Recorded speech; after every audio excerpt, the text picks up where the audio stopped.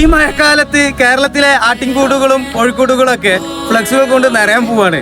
World cup അതിന്റെ knockout സ്റ്റേജിലേക്ക്, അതായത് റൗണ്ട് 32ലേക്ക് കടന്നിരിക്കുമ്പോൾ വമ്പൻ ടീമുകളായിരുന്ന നെതർലാൻഡ്, ജർമ്മനി ഇവരെയൊക്കെ മത്സരത്തിൽ നിരാശപ്പെടുത്തുകയാണ് ഉണ്ടായത്. ഗ്രൂപ്പ് സ്റ്റേജ് മുതലേ നമ്മളെ നെട്ടിച്ചുകൊണ്ടിരുന്ന ജപ്പാൻ ആവട്ടെ ഇന്നലെ രാത്രിയിലെ കളിയിൽ നമ്മളെല്ലാവരെയും നെട്ടിച്ചുകൊണ്ട് മുൾമുനയിൽ ഇരുത്തി.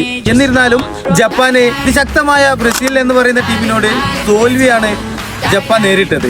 2014, 18, 22 വേൾഡ് കപ്പുകൾ വിജയികളെ പ്രവചിച്ചിരുന്ന ക്ലമന്റിന്റെ പ്രവചനവും ഇത്തവണ തെറ്റിപ്പോയി.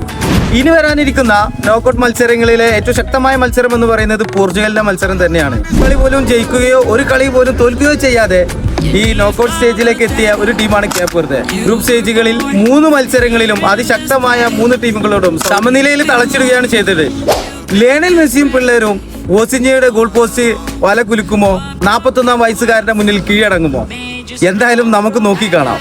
നിങ്ങളുടെ ടീമുകൾ ഏതാണെന്ന് താഴെ കമന്റ് ചെയ്യൂ. ആരായിരിക്കും ഇത്തവണ കപ്പടിക്കുമെന്നുള്ളതും ഒന്ന് താഴെ കമന്റ് ചെയ്യുക.